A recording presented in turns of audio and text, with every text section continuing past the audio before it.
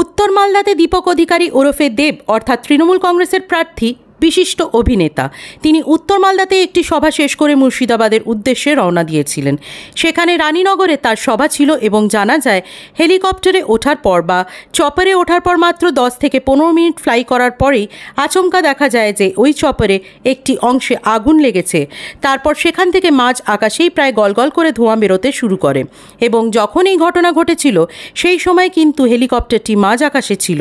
সেই অবস্থায় দাঁড়িয়ে যারা সেই সময় চপারে ছিলেন প্রত্যেকেই আতঙ্কিত হয়ে পড়েন এবং তখন দেখা যায় যিনি পাইলট এটিসির সঙ্গে যোগাযোগ করেন এবং তারপর তাকে বলা হয় দ্রুত অবতরণ করতে।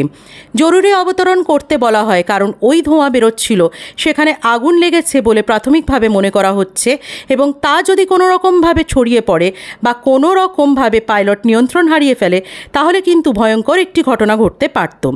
এরপরেই পাইলট হেলিকপ্টারটিকে একেবারে জরুরি অবতরণ করে মালদা এলাকাতেই। তারপর সেখান থেকে দেবকে দ্রুত সরিয়ে নিয়ে আসা হয়। প্রবল আতঙ্কিত হয়ে পড়েন দেবসহ অন্যান্যরা যারা ছিলেন। এ ব্যাপারে দেব জানাচ্ছেন যে কার্যত মৃত্যুর মুখ থেকে তিনি কিন্তু ফিরেছেন। অত্যন্ত অল্পের জন্য তিনি রক্ষা পেয়েছেন।